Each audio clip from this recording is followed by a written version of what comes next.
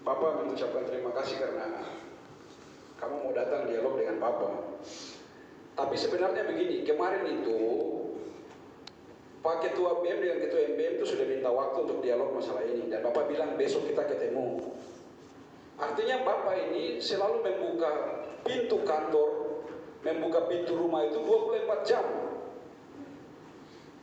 Jadi anak-anak mau datang ke Bapak itu tidak pakai waktu tertentu. Mau datang kapan saja Bapak terima. Bapak selalu tanya sekre itu, lihat CCTV itu yang depan siapa? Bapak itu masyarakat. Nama siapa? Dari mana? Dia bilang Bapak dari Dok 9. Bapak bayangkan Dok 9 itu naik taksi dari Dok 9 turun di Imbi, ganti lagi ke Entrop, ganti taksi lagi ke AB, ganti taksi lagi ke sini naik ojek. Bapak bayangkan itu kasihan, jauh sekali. Buang uang transport terlalu banyak. Akhirnya Bapak bilang suruh masuk, Bapak terima. Tidak ada tamu duduk di depan yang Bapak bilang tidak terima itu tidak ada. Kamu pergi di kantor lain itu mungkin tidak terima. Kantor ini itu semuanya Bapak terima, baik dari pagi sampai sore. Tapi kenapa bisa pergi Padang itu maksudnya apa? Kemarin kan kita sudah sepakat di bawah nanti Bapak terima anak-anak di sini kita dialog. Sekarang Bapak mau tanya, kalau kita dialog di sini dengan Padang di bawah itu cara yang mana yang bisa menyelesaikan masalah? Padang itu bisa menyelesaikan masalah kan? Justru Padang itu merugikan banyak orang. Adik-adik banyak sekali yang tidak terlayani dari tadi pagi. Bapak heran ini, kita Palang-Palang ini untuk apa? Ulang-ulang dari sejak Bapak jadi rektor, Bapak selalu bilang, Bapak tidak melarang demo. Menyampaikan pendapat, baik secara lisan maupun secara tertulis, baik di ruang-ruang privat maupun di ruang-ruang publik, itu aspirasi hak. Tetapi aspirasi disampaikan dengan tidak merugikan aspirasi orang lain. Jangan kamu menyatakan hak asasi manusia dengan melanggar hak asasi manusia orang lain yang mau belajar, yang mau kerja, yang mau melayani masyarakat yang membutuhkan pelayanan uncen. Itu ajaran dari mana? Kami tidak pernah ajar anak-anak kami untuk palang-palang begitu. Bapak selalu ulangi, di seluruh dunia ini hari ini ada demo. Mereka di Jakarta juga ada demo, tapi tidak ada yang palang kampus. Mahasiswa UI, mahasiswa UGM, semua ada demo. Mereka demo di tempat umum, di Monas sana di mana, tidak ada yang palang kampus. Hanya uncen, mahasiswa uncen saja itu yang palang-palang kampus itu untuk apa? Jadi aspirasinya bagus, tapi cara menyampaikannya itu kan sangat merugikan. Hari ini banyak sekali kegiatan yang akhirnya kita tunda lagi. Bapak tadi bilang sama Ketua BEM, kalau sudah palang terus mau dialog untuk apa? Kalian kan kemarin minta waktu untuk menyampaikan aspirasi kepada Bapak. Lah tadi kan sudah sampaikan di bawah, terus mau sampaikan di sini untuk apa? Sudah rekam-rekam semua di bawah, sudah nanti Bapak nonton rekamannya saya, tuh Bapak terima aspirasi. Ini sudah palang lagi, sudah sampaikan di bawah, mau sampaikan di sini untuk apa lagi? Double-double begitu, penyampaian aspirasi diulang-ulang. Kita manusia itu kan dengar satu kali kita sudah tahu, sudah mengerti. Jadi Bapak harap kalau bisa ke depan kita berhenti dengan cara-cara palang-palang itu sudah kuno, di dunia ini sudah tidak ada lagi. Orang semua sudah bergerak maju ke peradaban yang lebih baik. Tidak ada yang bertahan dengan cara-cara lama. Manusia harus berubah maju. Itu pertama. Yang kedua, Bapak selalu ingatkan bahwa Anda harus memaksakan diri Anda untuk belajar hal-hal yang baru. Belajar ilmu yang baru, belajar pengetahuan yang baru, belajar teknologi yang baru, belajar keterampilan yang baru. Maka Anda akan bertumbuh, berkembang. Kalau mau biasakan diri dengan hal-hal yang lama, cara-cara yang lama, metode yang lama, tidak akan berkembang. Dan Anda tidak perlu kuliah. Kuliah itu untuk orang-orang yang mau belajar hal baru. Orang yang tidak tahu menyanyi itu yang dia belajar menyanyi, tidak tahu baca itu yang belajar baca, tidak tahu menulis dia belajar menulis. Kalau orang yang sudah tahu dia tidak perlu lagi, tidak perlu belajar lagi. Tempat ini tempat untuk orang yang belum tahu. Mari yang belum tahu tuh mari datang kita belajar sama-sama di sini. Ini semua kampus di seluruh dunia sudah menggunakan teknologi. Kita mau dipaksakan untuk tinggal dengan cara lama yang tidak bisa. Orang sudah tidak pakai lagi cara-cara lama. SMP, SMA sudah tidak ada lagi cara itu. Itu kedua. Yang ketiga itu Bapak minta kamu catat. Berdasarkan hasil sensus penduduk tahun 2020 yang dilaksanakan oleh Biro Pusat Statistik di seluruh Indonesia, termasuk di seluruh Papua, jumlah penduduk Papua yang dirilis itu adalah 4.300.000 orang. Bisa dilihat di Google juga, dicari internet. 4.300.000 orang. Lalu 4.300.000 itu kalau kita distribusi berdasarkan umur. Satu, yang berumur 0 sampai 5 tahun itu usia balita, bawah 5 tahun, sekian tahun. Dua, 6 tahun sampai 12 tahun itu usia SD, sekian jumlahnya. Tiga, 12 tahun sampai 15 tahun itu usia SMP, jumlahnya sekian.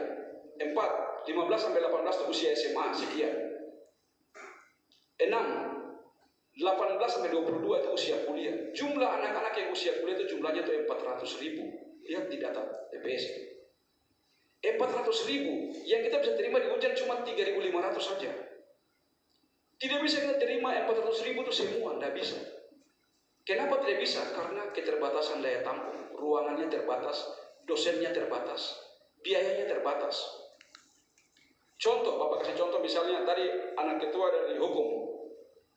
Kamu punya program studi namanya apa? Program studi ilmu hukum ya. Itu satu ruangan itu 40 orang. Kalau mau tambah 50 terus duduk di mana? Itu yang namanya daya tampung. Daya tampung itu ada dia punya batas. Kalau satu ruangan itu kita isi penuh, semua kursi kasih masuk semua penuh itu 40 saja. Dosennya satu. Kalau kita tambah orang lagi berarti harus tambah ruangan lagi, tambah dosen lagi.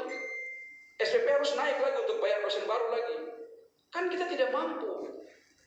Oleh karena itu, kamu demo itu harus demo supaya pemerintah buka perguruan tinggi baru lagi. Supaya bisa menampung saudara-saudara kita yang lain. Kalau mau paksa Uncen, mau paksa USTJ, mau paksa Umel Mandiri, mau paksa yang ada, sudah tidak mampu semua. Gedungnya ya cuma itu saja. Sudah tidak ada lagi. Dia sudah berusaha semampunya. Kamu mau paksa Universitas Internasional Papua yang baru buka juga, ya sama, dia gedungnya juga terbatas juga, dosennya terbatas juga. Tidak bisa paksa universitas, karena itu gedungnya itu sudah. Kalau mau paksa, mari kita sama-sama minta pemerintah buka universitas baru lagi, tambah universitas lagi di kota ini, tambah supaya saudara-saudara kita yang lain juga bisa dapat kesempatan untuk mengenyam pendidikan tinggi. Begitu. Jadi kita tidak bisa memaksakan diri kita. Kita mau tes manual ini sudah tidak mampu lagi. Dulu Uncen daftar itu sampai 12.000 saja yang daftar, yang kita terima 3.000. Ada 8.000 yang tidak lulus karena tidak ada ruang. Sekarang itu sudah lebih. Jadi mereka yang daftar semua ini mau tes ini duduk di mana? Tidak ada ruang. Mau tes di lapangan juga tidak bisa. Jadi kita tidak bisa memaksakan kehendak yang di luar batas kemampuan kita. Manusia itu ada dia punya batas kemampuan. Kita punya kaki cuma 2, tangan cuma 2. Tidak bisa hadir di semua tempat dalam waktu bersamaan, tidak bisa. Akhirnya kami Uncen itu kami akali, kita buka di 5 kota. Jadi tes ini kita lakukan di Timika, di Wamena, Nabire, Serui dan Biak. Tapi kita mau tambah kota lain lagi, sudah tidak ada orang lagi, orangnya cuma ini saja. Pak PR satu tugas ke Timika, saya tugas ke Biak, tugas habis orang. Siapa lagi mau tambah kota lain lagi? Jadi kita juga ada batas kemampuannya itu. Kita demo sampai Palang biar 10 hari juga tidak akan menambah orang. Ya memang jumlahnya cuma begitu. Oleh karena itu, kamu catat baik-baik, kita minta pemerintah tambah jumlah perguruan tinggi supaya anak-anak kita itu bisa berkembang. Ini sudah berapa puluh tahun perguruan tinggi tidak bertambah. Perguruan tinggi itu dia bertambah itu menurut deret hitung dari 1 menjadi 2. Satu perguruan tinggi berkembang menjadi 2. Demikian juga gedung. Gedung hari tahun ini kita punya 1, tahun depan jadi 2. Tapi jumlah manusia tidak bertambah menurut deret ukur. Hari ini 200, besok itu 400, lusa itu 800. Dia deret ukur. Jadi perkembangan jumlah manusia sangat besar karena 10 keluarga kalau dia punya anak satu-satu jadi tambah 5, jadi 15. Besok kalau punya anak lagi tambah lagi jadi 20. Itu manusia itu pertumbuhannya sangat cepat. Jadi kita tidak bisa paksakan yang ada ini untuk menampung semua, tidak bisa. Harus kita cari akal supaya meminta pemerintah menambah jumlah perguruan tinggi. Itu yang keempat. Yang kelima, untuk prosedur yang tadi mengenai masuk di link ke internet itu, pada tahun lalu biasanya kita minta Bapak P1 dengan BAK, mereka jelaskan di sini, teman-teman dari BEM, MBM, DPMF dan BEM Fakultas itu kita semacam ada pelatihan di sini 1 hari, bagaimana cara mengisi itu link. Nanti teman-teman BEM itu mereka bantu adik-adik di asrama kah, di kos-kosan kan di mana untuk bantu mensosialisasikan caranya. Walaupun kita juga lakukan terus di sekolah-sekolah ini, kita satu wamena juga kita lakukan sosialisasi di Biak, di Mika kita lakukan semua. Jadi kita sudah lakukan sosialisasi, tapi terus kita sedang lakukan di website itu juga kita taruh cara-caranya, penuntun kita taruh semua. Tapi tentu ada adik-adik lain juga yang belum sempat. Mari kita sama-sama bantu. Dengan cara dialog seperti ini, sosialisasi semacam ini, kita bisa bantu banyak orang. Tapi kalau dengan demo itu kita tidak akan bantu siapa-siapa. Justru kita merugikan banyak orang. Makanya Bapak selalu bilang ada masalah, mari kamu datang di rumah. Bapak punya rumah itu biar malam kamu datang, tidak pernah Bapak tidak terima. Tanya satpam semua di rumah itu, biar jam 11 Bapak sudah tidur juga, orang kasih bangun.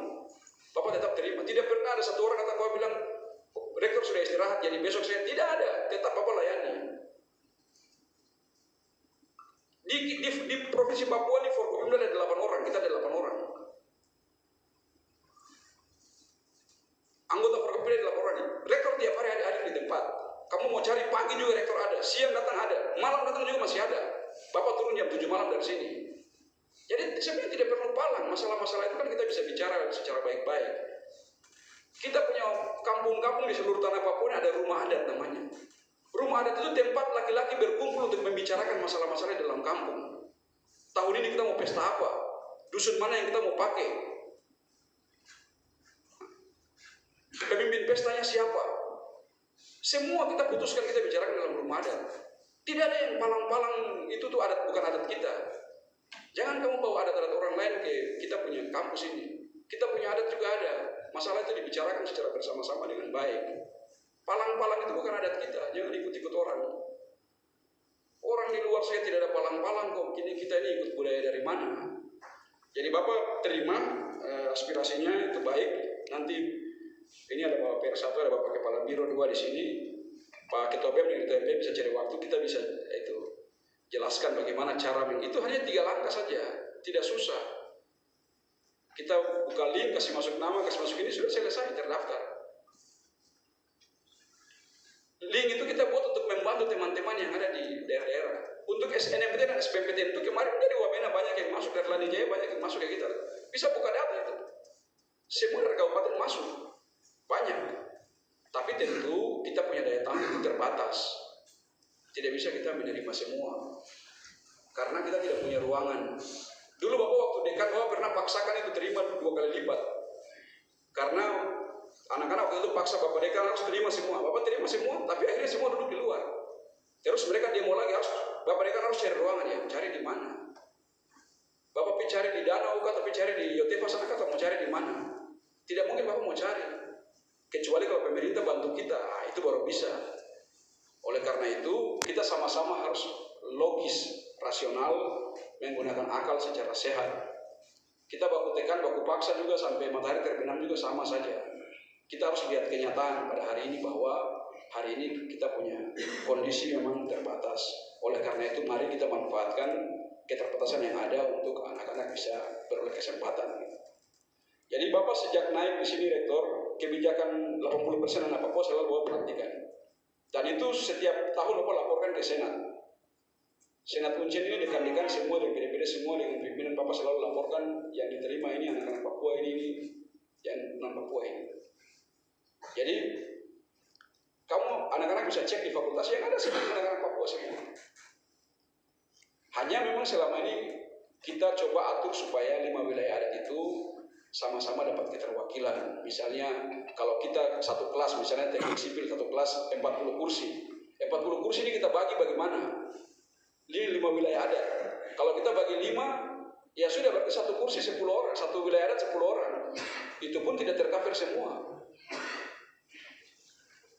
Nah nanti 10 orang ini dari mana? Kota Jayapura kah, Kerom kah, apa? Kalau kita bagi kabupaten lagi, satu kabupaten 1 orang. Karena ruangannya memang seperti itu, cuma 1 saja. Padahal yang datang dari kabupaten itu bukan 1 orang.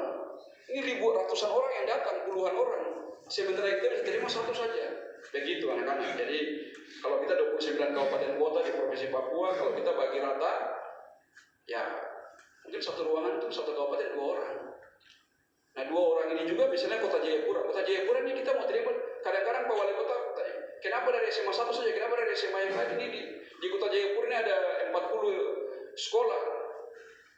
Kita bilang ya kita punya jatah cuma 2 saja. Bapak Wali Kota mau kasih kita yang mana? Bapak Bupati juga saya kasih tahu sini cuma ruangan terbatas, kecuali kalau Bapak Bupati bantu kita satu gedung ya kita bisa tambah lagi. Tapi kalau tidak tambah ya sudah, mari kita manfaatkan yang ada dengan baik. Tidak usah kita saling menyalahkan. Kita coba usahakan bagaimana cara supaya bisa tambah gedung, bisa tambah dosen. Karena Bapak mau ambil dosen kontrak juga sudah tidak bisa, kita harus bayar dia. Sedangkan SPP kita cuma 1 juta, 1,5 juta.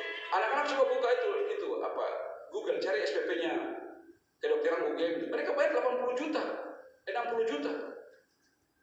Kita hanya 10 juta saja tidak bisa bayar dosen, tidak bisa bayar praktek. Kita kasih naik 500.000 saja tidak berani. Kalau kasih naik 500.000 nanti anak-anak bagaimana? Nah, jadi kita punya keterbatasan yang ada ini. Mari kita sama-sama mengerti kondisi kita memang seperti itu. Kenyataannya seperti itu. Jadi tidak apa-apa, nanti apa yang anak-anak sudah sampaikan tetap Bapak terima. Kita sama-sama cari jalan keluar. Kalau memang ada adik-adik sebagian yang belum bisa mengikuti alur penginputan data yang kami sampaikan di website maupun di berbagai media, tidak apa-apa, nanti kakak-kakak bisa di sini kita kasih pengarahan bagaimana cara mengisi. Cuma 3 langkah saja kok. 3 langkah itu tidak susah kalau kita mau belajar. Tidak ada yang susah kalau kita mau. Jadi orang bijak bilang begini, di dunia ini yang tidak bisa itu cuma satu saja. Yang tidak bisa adalah hal yang kita tidak mau. Contoh, ini bolpen ini. Kalau Bapak mau pindahkan dia dari sini ke sini, gampang saja pindahkan, karena mau. Tapi kalau Bapak tidak mau pindahkan dia, selama-lamanya dia akan tinggal di sini, tidak akan pindah. Karena kita tidak mau. Tapi kalau kita mau, gampang saja bisa kita pindahkan. Oleh karena itu orang bijak bilang hal yang kita tidak bisa itu yang kita tidak mau. Tapi kalau kita mau pasti bisa. Oleh karena itu kita tidak usah khawatir. Mereka di luar Papua bisa, kita di Papua juga harus bisa. Jangan kita bilang Bapak kita ini tidak bisa online. Itu online itu orang dari luar saja yang bisa, bukan begitu. Kita juga pasti bisa, asal kita mau belajar. Oleh karena itu nanti begini saja, nanti Bapak Pak Ketua BEM dengan Pak Ketua MPM bicara, kapan ada waktu teman-teman kita kumpul di sini.